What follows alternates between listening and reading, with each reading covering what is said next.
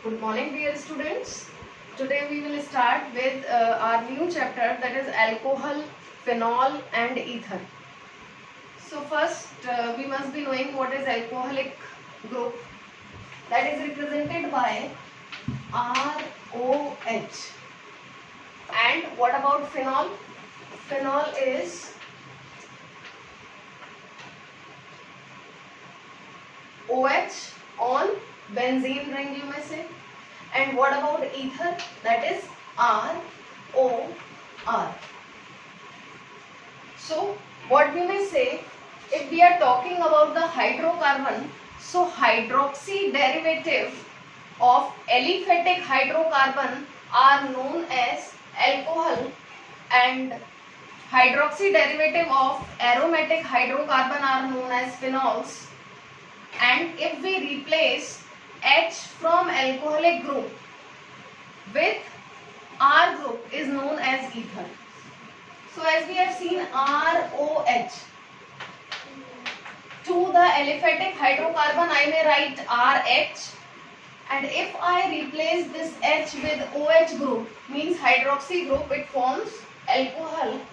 In the similar manner, benzene is an aromatic hydrocarbon, and if I replace its H with OH group, it is known as phenol. And if suppose I am replacing this H with another alkyl group or the same alkyl group which we are having here, are known as ethers. So these are the alcohols, phenols and ether. Today we have to start with the classification of alcohol, phenol and ether. तो हम लोग alcohol और phenol का classification एक साथ पढ़ेंगे, ठीक है. And afterward we will study about the ether. So we can classify the alcohols by 4 types. The first one is type of hydrocarbon, whether the hydrocarbon is aliphatic or aromatic. So I have given the number of examples for the aliphatic alcohol. यानी aliphatic hydrocarbon में से जब आप एक H को replace करोगे तो you would be getting the aliphatic alcohol. As here I have taken the example of ethanol और ethyl alcohol. The next one is isopropyl alcohol. आपको याद होगा जैसे मैंने आपको हेलो एल्केन्स और हेलो एरीन्स में भी बताया था, this is called iso group. So this is iso because we are having 3 carbon atom, isopropyl alcohol, or it may also say as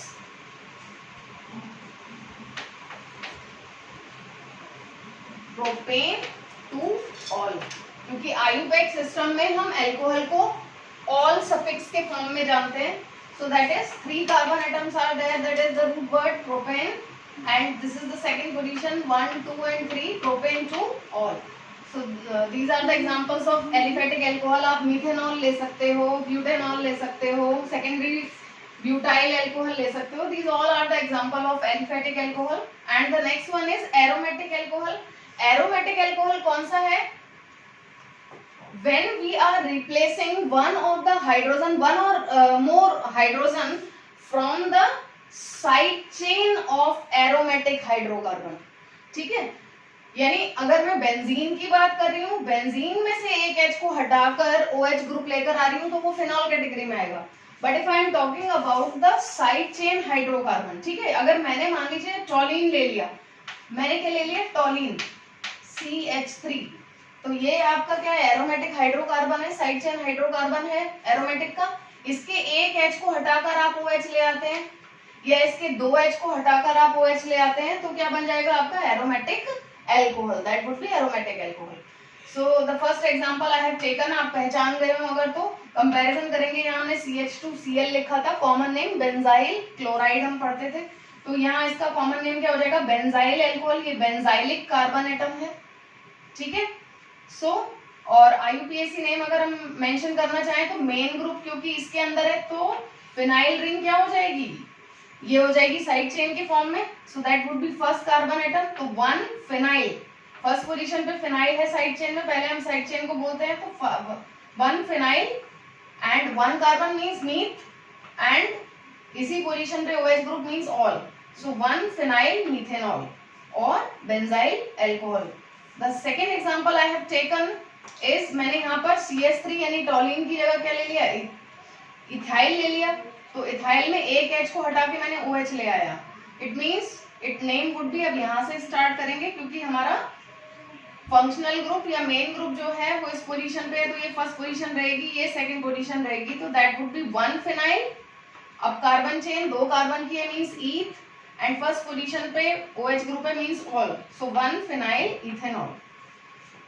So that is the first category by which we can categorize the alcohols. The next is on the basis of number of OH group, कि हमारे पास कितने OH group हैं उसके basis पे 3 parts में सब divide कर सकते हैं, मोनोहाइड्रिक अल्कोहल और फिनॉल, क्योंकि दोनों का एक साथ पढ़ रहे हैं तो फिनॉल भी इस कैटेगरी में आता है, ठीक है। इस कैटेगरी में नहीं आता क्योंकि फिनॉल एरोमेटिक ही होता है। सो मोनोहाइड्रिक अल्कोहल और फिनॉल, डाइहाइड्रिक अल्कोहल और phenol, and thereafter polyhydric alcohol और फिनॉल। सो मोनोहाइड्रिक अल्कोहल या फिनॉल होगा तो ऑब्वियसली क्या है, मोनोहाइड्रिक का मतलब एक हाइड्रोक्सी ग्रुप हो, इट मींस मिथेनॉल और इथेनॉल, और ये भी एग्जांपल किसमें आएगा, मोनोहाइड्रिक में ही आएगा। Isopropyl alcohol, ethyl alcohol, methyl alcohol, and number of examples जहां पर भी आप OH ग्रुप देखते हैं एलिफेटिक पर सिंगल, तब आप मोनोहाइड्रिक की कैटेगरी में डालते हैं। उसी तरीके से फिनॉल क्या है, फिनॉल मैंने अभी आपको बताया, बेंजीन रिंग में से एक H हटाइए, OH लगा दीजिए, तो that would be the monohydric phenol, ठीक है। अब फिनॉल ये भी है, और उसके अलावा अगर फिनॉल में यानी बेंजीन रिंग में कोई और ग्रुप भी आता है, जैसे कि हमने मिथाइल ग्रुप ले रखा है, ठीक है, तो that would also be phenol, क्योंकि मेन फंक्शनल ग्रुप क्या है यहाँ पे, फिनॉल। इसका IUPAC नेम लेना चाहे तो हम क्या हो जाएगा, मेन हमारा ये ग्रुप है, इस कार्बन को 1 नंबर देंगे, इसको 2 नंबर देंगे, ये कौन सा ग्रुप है, methyl, so that would be 2 methyl phenol, that would be 1 2 3 methyl phenol, 1 2 3 4 methyl phenol.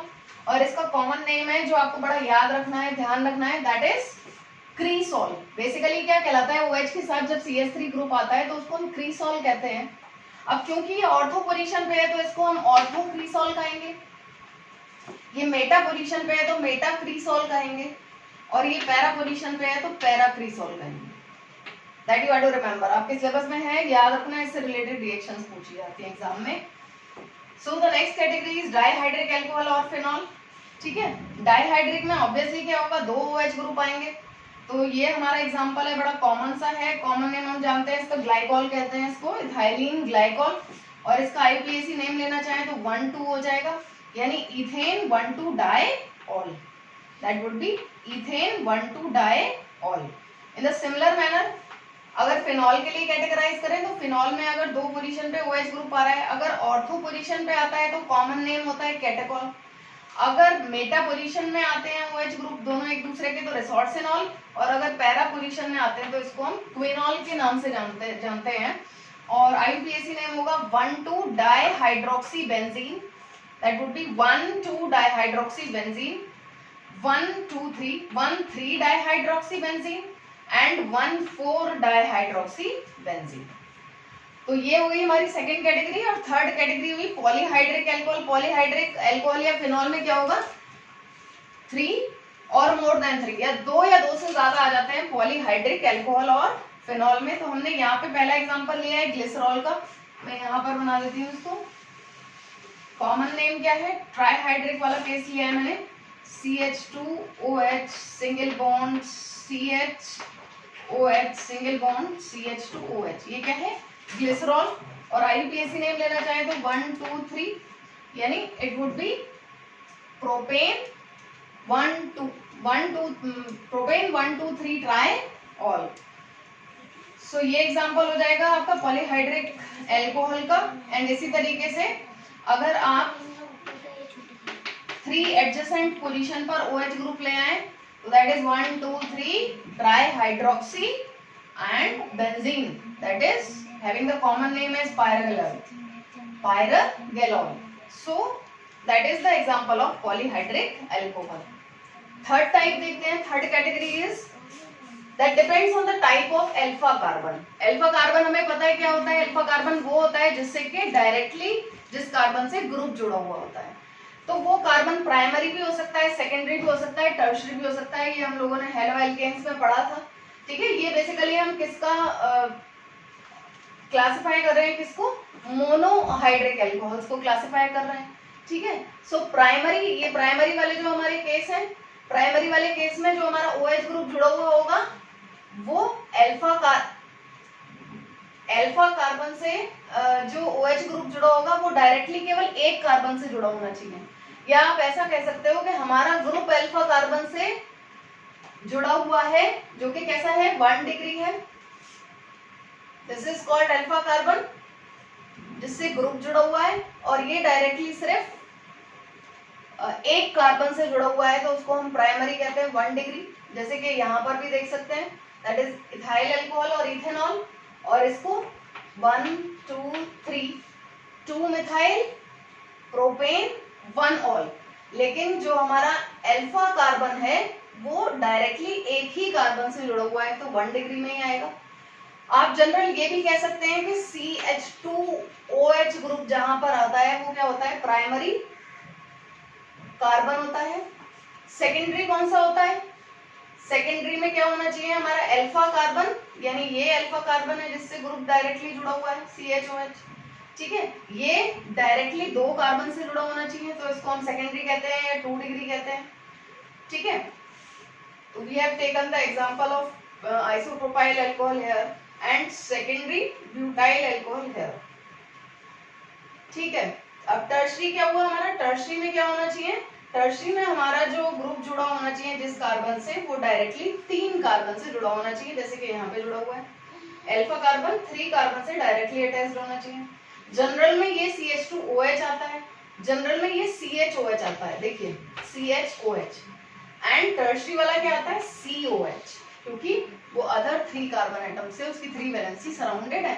Last कौन सा बचा, एक COH। So like this, and last one is type of hybridization. Hybridization के बेसिस पे हम क्या देख रहे हैं, 2 तरीके के हैं हमारे, sp3 एंड sp2, जैसे कि हमने हेलोएल्केन्स और हेलोएरिन्स में पढ़ा था।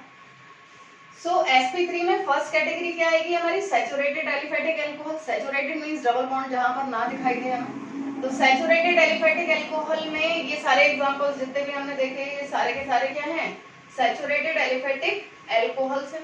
ये सारे इधर आ सकते हैं, सब में sp3 हाइब्रिडाइजेशन। sp3 हाइब्रिडाइजेशन के लिए हम क्या चेक करते हैं, all the single bonds count करते हैं हम अराउंड, ठीक है। तो इसके सराउंड अगर हम चारों सिंगल बॉन्ड काउंट करें तो 2 हाइड्रोजन से जुड़े हैं, एक कार्बन से, एक OH से, तो 4 सिंगल बॉन्ड हो गए, इसका मतलब sp3 हाइब्रिडाइजेशन है। चाहे यहाँ पर चेक कीजिए, 2 इन कार्बन से अटैच्ड हैं, एक हाइड्रोजन से, एक OH ग्रुप से, तो यहाँ पर भी sp3 हाइब्रिडाइजेशन आ गया। सेकेंड वन हमारा क्या है, एलाइलिक अल्कोहल। एलाइलिक अल्कोहल में क्या होना चाहिए, हमारा ग्रुप एलाइलिक कार्बन एटम से जुड़ा होना चाहिए। अब एलाइलिक कार्बन एटम क्या होता है ये भी मैं आपको पहले बता चुकी हूँ। एलाइलिक कार्बन एटम वो कार्बन एटम है जो कि डबली बॉन्डेड कार्बन एटम से डायरेक्टली जुड़ा हुआ है। तो अगर हमारा hydroxy group allylic carbon atom से जुड़ा हुआ है तो उसको हम क्या कहते हैं, एलाइलिक अल्कोहल कहते हैं। और इसमें कार्बन का हाइब्रिडाइजेशन चेक कीजिए, देखिए एक सिंगल बॉन्ड ये है, एक सिंगल बॉन्ड ये है, 2 सिंगल बॉन्ड 2 हाइड्रोजन से जुड़े हुए हैं, यानी sp3 हाइब्रिडाइजेशन। इसका कॉमन नेम एलाइल अल्कोहल है और इसका अगर IUPAC नेम देखें हम तो 1 2 3, क्योंकि हमारा मेन ग्रुप OH है इसलिए इधर से नंबरिंग स्टार्ट करेंगे। So that would be pro 2 in 1 all. Third example आएगा sp3 हाइब्रिडाइजेशन में बेंजाइलिक अल्कोहल। बेंजाइलिक अभी मैंने आपको बताया, बेंजाइलिक क्या होता है, जब हमारे बेंजीन रिंग से जो डायरेक्टली कार्बन जुड़ा हुआ होता है उसको हम बेंजाइलिक कार्बन कहते हैं। तो उस बेंजाइलिक कार्बन से अगर OH ग्रुप जुड़ा हुआ है तो भी वो कैसा है, sp3 हाइब्रिडाइज्ड ऐसी कैटेगरी में आता है। देखिएगा एक बेंजीन रिंग से कार्बन से बॉन्ड बना है सिंगल, 2 हाइड्रोजन से बने हैं और एक OH से जुड़ा हुआ है, it means 4 single bond sp3 hybridization. Next example, पहला एग्जांपल मैंने प्राइमरी का ले लिया, अगर मैं इस फॉर्म में इसको देखूं तो ये प्राइमरी है, CH2OH आ रहा है। दूसरा मैंने सेकेंडरी का ले लिया, देखिए एक H इसका हटा के अगर मैं CH3 ग्रुप ले आती हूँ, कोई भी एल्काइल ले आती हूँ तो सेकेंडरी हो गया, CHOH हो गया, ठीक है। कॉमन नेम बेंजाइल अल्कोहल है और IUPAC नेम मैं पहले भी बता चुकी हूँ इसका 1 फिनाइल मीथेनॉल, ठीक है। इसका अगर हम लेना चाहें IUPAC नेम तो दैट वुड बी 1 and 2, तो 1 फिनाइल इथेनॉल हो जाएगा, ठीक है। इसी तरीके से मैं यहाँ टर्शरी भी बना सकती हूँ, अगर ये H भी हटा दूं और इसकी जगह CH3 लगा दूं तो यहाँ टर्शरी भी आ जाएगा हमारा। सो बेंजाइलिक अल्कोहल कौन सा है? जो बेंजीन रिंग से डायरेक्ट कार्बन जुड़ा होता है उस पर अगर OH ग्रुप है तो वो बेंजाइलिक अल्कोहल है, sp3 hybridization. Next one is sp2 hybridization. वो केस कौन कौन से आएंगे? दो एग्जांपल्स आएंगे, एक विनाइलिक और दूसरा फिनॉल। फिनॉल किस कैटेगरी में आता है? इसका मतलब sp2 हाइब्रिडाइज्ड कैटेगरी में आता है। विनाइलिक क्या होता है? विनाइलिक कार्बन से जुड़े हुए, अगर हमारा ग्रुप विनाइलिक कार्बन से जुड़ा हुआ है तो उसको विनाइलिक अल्कोहल कहते हैं। विनाइलिक कार्बन क्या है? Vinylic carbon means doubly bonded carbon atom. तो डबली बॉन्डेड कार्बन एटम का अगर एक H हटाकर हम उसकी जगह OH ले आते हैं तो विनाइल कहलाता है। हाइब्रिडाइजेशन चेक करेंगे, एक सिंगल बॉन्ड से OH जुड़ा है, एक सिंगल बॉन्ड से H जुड़ा है और ये कार्बन डबल बॉन्ड से जुड़ा हुआ है तो इसका एक ही सिंगल बॉन्ड काउंट करते हैं हम हाइब्रिडाइजेशन में, तो 3 सिंगल बॉन्ड हो गए, it means sp2 hybridization. Next one is the phenol. Phenol का मतलब हो गया आपका एरोमेटिक रिंग से, यानी बेंजीन रिंग से एरोमेटिक हाइड्रोकार्बन से जब डायरेक्टली OH ग्रुप जुड़ा है तो वो फिनॉल है। और इसको आप चेक कर लीजिए, यहाँ पर भी कौन सा हाइब्रिडाइजेशन आएगा? sp2 हाइब्रिडाइजेशन, क्योंकि एक डबल बॉन्ड यहाँ पर कार्बन पर आ रहा है। ठीक है, so like this we have classified by 4 types. तो ये हो गया हमारा अल्कोहल और फिनॉल का classification. Last is ethers classification. Ether का क्लासिफिकेशन बहुत सिंपल है, एक बार दोबारा देख लेते हैं कि ईथर क्या होता है। ईथर को हम 2 तरीके से डिफाइन कर सकते हैं। पहला जो मैंने आपको बताया कि अगर मैं ROH, यही है हमारा अल्कोहल, इसमें H को हटाकर कोई भी अल्काइल ग्रुप ले आती हूँ तो हमारा क्या बन जाएगा? ईथर फॉर्म हो जाएगा। इसके अलावा मैं ये भी कह सकती हूँ कि अगर हाइड्रोकार्बन में से H को हटाकर आप OR ग्रुप ले आओ, ठीक है, तो हमारा क्या बन जाएगा? ईथर। OR का मतलब एल्कोक्सी ग्रुप। ठीक है, अगर मैं OR की जगह OC6H5 ले आऊं यानी रिंग ले आऊं तो इसको हम कहेंगे एराइल ऑक्सी ग्रुप। ठीक है, तो इसे 2 तरीके से डिफाइन कर सकते हैं। क्लासिफाई करने के लिए 2 फॉर्म में क्लासिफाई करोगे आप, सिमेट्रिक ईथर और अनसिमेट्रिक ईथर। सिमेट्रिक ईथर और अनसिमेट्रिक ईथर से क्या मतलब है? अगर ये दोनों ग्रुप, ये ईथर है, इसमें अगर ये दोनों ग्रुप सेम हैं तो इसको आप सिमेट्रिक ईथर कहते हो। ठीक है, यानी जैसे कि CH3O CH3, ठीक है, C6H5, ये मैं एलिफेटिक की बात कर रही थी, अब ये मैं एरोमेटिक की बात कर रही हूँ। अगर ये दोनों सेम है तो ये सिमेट्रिक हो जाएंगे। ठीक है, और अनसिमेट्रिक का मतलब क्या है? अनसिमेट्रिक का मतलब कि मैं दोनों को डिफरेंट कर दूं, यानी C2H5O C2H5 sorry C2H5O CH3, ये हो गया हमारा अनसिमेट्रिक। एक इथाइल ग्रुप है, एक मिथाइल ग्रुप है। ठीक है, इन a similar manner C6H5O C2H5, तो ये हमारे क्या हो गए? अनसिमेट्रिक।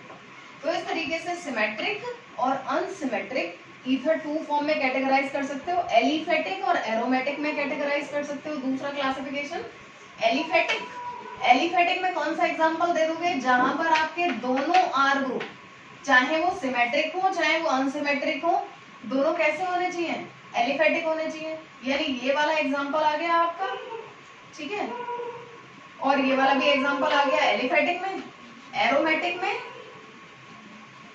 एरोमेटिक में या तो आपके दोनों ग्रुप रिंग आ रही हो या कोई एक रिंग आ रही हो तो भी, यानी ये वाला और ये वाला एग्जांपल किसमें आ गया? एरोमेटिक।